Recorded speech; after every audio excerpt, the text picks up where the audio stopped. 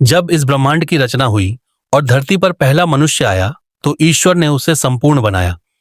उसके शरीर पर बाल थे, दाढ़ी थी, जैसा प्रकृति ने उसे बनाया। वह मनुष्य हर क्षण अपने निर्माता से सीखता था। वह हर नई सुबह को एक सीखने वाला सिख था। ईश्वर ने पहले मनुष्य से कहा, तुम मेरे पहले शिष्य हो। जीवन भर सीखना ही तुम्हारा धर्म है। जो स्वरूप मैंने तुम्हें दिया है वह मेरी रचना का सम्मान है। इसे बदलना मत, क्योंकि यह तुम्हें मेरे करीब रखेगा। इस प्रकार सीखने वाला सिख होना ही मनुष्य का अनादि सबसे पहला धर्म था। एक ऐसा धर्म जिसका नियम था, सीखो, सेवा करो और ईश्वर की इच्छा को स्वीकारो। भूल और विभाजन सदियां बीत गईं। जैसे जैसे आबादी बढ़ी, मनुष्यों ने सुविधा, पहचान और अहंकार के लिए ईश्वर के दिए स्वरूप को बदलना शुरू कर दिया। एक समूह ने अपने सिर के केशों को काटना शुरू कर दिया ताकि वे दूसरों से अलग दिख सकें और अपनी पहचान बना सकें। ये वो लोग थे जिन्होंने सीखना कम कर दिया था और अहंकार बढ़ा लिया था।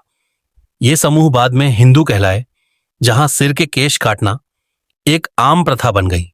फिर दूसरा समूह आया। उन्होंने सिर के केशों को तो रखा, लेकिन अपनी दाढ़ी और मूंछों को साफ करना शुरू कर दिया ताकि वे अपने आसपास के लोगों के बीच अपनी नई सामाजिक व्यवस्था बना सकें। ये वो थे जिन्होंने केश को अपनी पहचान से हटाकर नई सामाजिक परंपराएं बनाई। ये समूह बाद में मुस्लिम कहलाए। और भी कई छोटे छोटे समूह बने। सबने ईश्वर के दिए स्वरूप में कुछ न कुछ बदलाव किया। कोई बाल छोटा रखता, कोई दाढ़ी छोटी। हर कटौती के साथ वे अपने मूल स्वरूप सीखने वाला सिख से दूर होते गए और नए नए धर्मों का जन्म होता गया।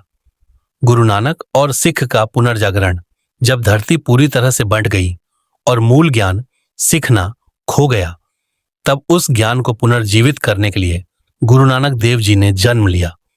उन्होंने दुनिया को घूम कर देखा कि लोग अपनी अपनी पहचानों में फंस चुके हैं और उस मूल सत्य को भूल चुके हैं कि वे सब जन्म से सीखने वाले सिख हैं। गुरु नानक देव जी ने लोगों को जोर देकर कहा, हे मनुष्यों, तुम क्यों अपने आप को काटते हो? तुम क्यों उस स्वरूप को बदलते हो जो तुम्हारे निर्माता ने तुम्हें दिया है? अपने केश मत काटो, क्योंकि केश न काटना ही इस बात का प्रमाण है कि तुम ईश्वर की रचना को संपूर्ण रूप से स्वीकार करते हो। उन्होंने सिखाया कि असली सिख बनने के लिए तुम्हें अपने शरीर को वैसे ही रखना होगा जैसे वह था जब ईश्वर ने तुम्हें बनाया, क्योंकि यही अनादि धर्म की निशानी है। गुरु नानक देव जी ने उन सभी भटके हुए मनुष्यों को फिर से एक सूत्र में बांधा और कहा, तुम सब सिख हो, सीखने वाले बने रहो, सेवा करो और उस संपूर्ण स्वरूप को धारण करो जो तुम्हें अनादि काल से मिला है।